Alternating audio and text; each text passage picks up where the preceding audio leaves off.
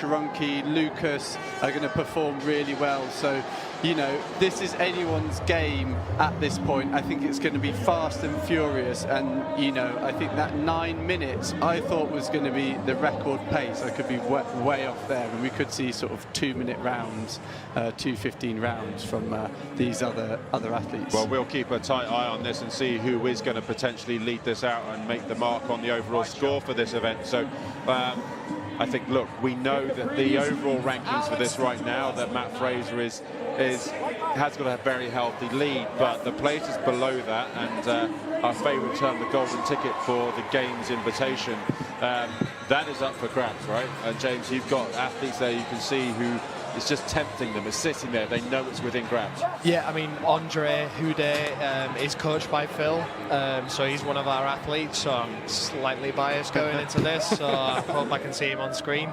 Good movements for him, but yeah, like, it's 15-minute workout. There's a long way to go. We saw the effect of how the skill can break down even when the athletes got the skill.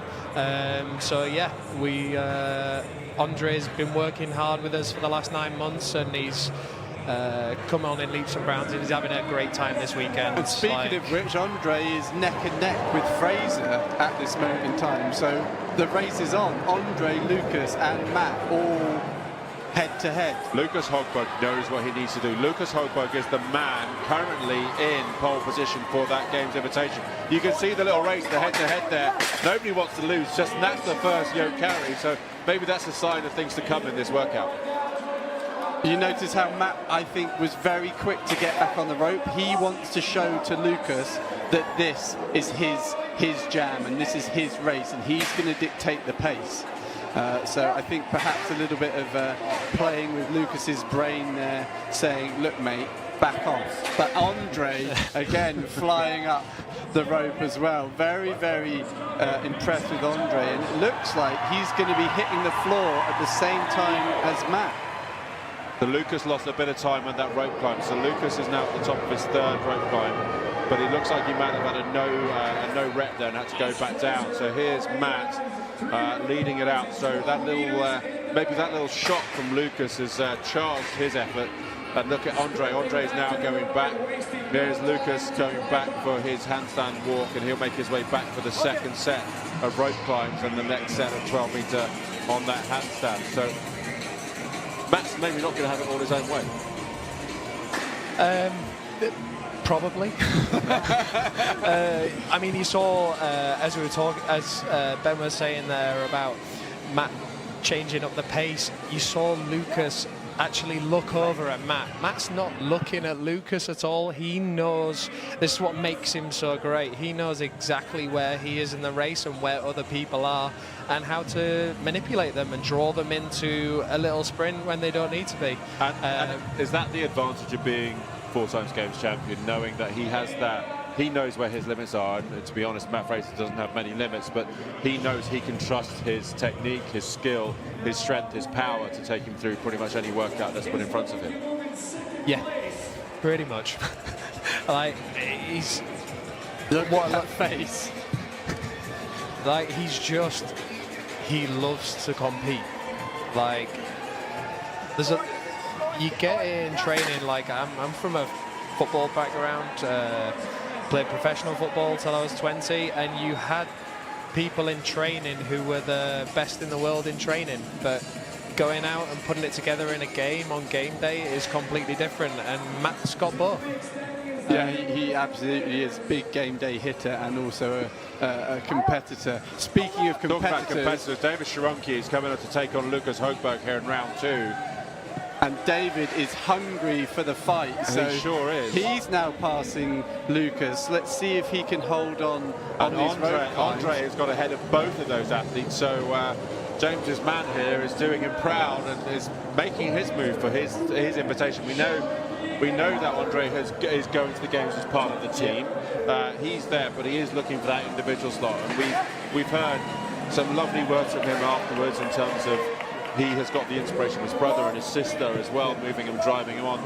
that must help you as well in trying to sort of direct his motivation a little bit as well. Do you find that is a great motivator for him that sometimes needs some managing too?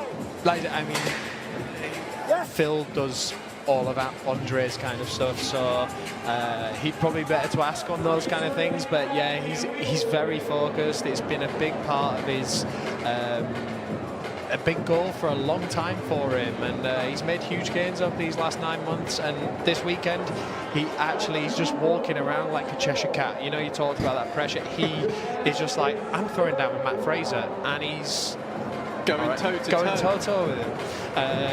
Matt's a little bit in front, but like I say, he didn't dream going into this, but he will be looking to his left and seeing Matt Fraser being the only person in front of him. So yeah, the boy's having a great time. And looking to the floor right now, David Sharonki has now put himself ahead of Lucas Högberg. So if he can put a space between him and Lucas, he will be closing that gap. And Andre, with his performance, Dave Sharonki is marginally ahead of Andre. So this race for that Games Invitational slot is massive, because the one name we haven't mentioned in this workout so far is the Greek athlete Georgios Karavis, who is just behind Lucas. So it feels like there's going to be a bit of a concertina effect, that the results here are going to close the gap between all four of those athletes looking for that prime invitation. And as I said earlier, you know, this is what we want as spectators, the final workout of the weekend. A few points between it means they're going to have to go all out and put on a show for us, and that's exactly what we want. So actually, as we look at the standings going into this workout, Matt Fraser is ahead on 312 points, Lucas Högberg there on 305, and then it's the next athletes, Georgios Karavis 271, Andre Ude 242, David Sharonki 240, and Nikolai Buladal, Will Murad, Bronislav Alenkovic are all there around the 230 mark. So we know there's nothing in it. We know that this is all to fight for with an event and a half to go. Matt Fraser is obviously the man to beat. He's leading this out, looking very, very strong. Be interested to see how close Matt gets to the 9:04 mark from the previous heat. It feels like it's going to be quite close to that mark, Ben. Yeah, it is actually. Looking at it, you can see now Matt is slightly taken down his cadence when it comes to rep speed in terms of how fast he's back up the rope. Still similar speed on the handstand walk, and perhaps he's conscious that he just needs to catch his breath before going up that going onto his hands. So he's just easing off on the rope climb and seeing that as his sort of chance to rest. Looking like he's going to go back for his final set of rope climbs and handstand walk, and then he's going to be on the yoke. So, you know, we could actually see a number of athletes coming in between Lucas and the top spot, and it's really going to shake up that leaderboard. Andre also on his, looking like he's going to jump onto his final set of handstand walk. But that winning time of Katulis in the previous heat of 9:04, I think that could be there up in towards the top of the scoreboard at the end of it, James. Do you think that's a fair assessment? Yeah, it's gonna. That's the thing with men. The density of these competitions, the density of the field means that people in the lower heats can take points off the people at the top. So yeah, it makes it an exciting finish. So this is Matt Fraser then on his last set of handstand walks. We're looking at Andre Ude. He's had to take a break there from his handstand walk. David Sharonki has gone past him. So here's Matt Fraser, sprint to the finish, 26 seconds. He will potentially get ahead of Katulis' score. It looks like, he's had to break. A little break there. Is that going to slow him down? I think he's going to get there. He's going to get there. 8:54. Well done to him. He is so happy. Well done to him. 10 seconds. But credit to Alex Katulis for that 9:04. That is going to secure Katulis second place in this event. So great effort from him in the previous heat. Matt Fraser looks gassed. Look at his face. He worked for that, and I don't think it's all that often that you see Matt Fraser having to sprint through an entire workout. So here's David Sharonki in second place in this heat. He is pushing for the third place overall. So he's onto his final yoke carry. He's got approximately 26 seconds to play with.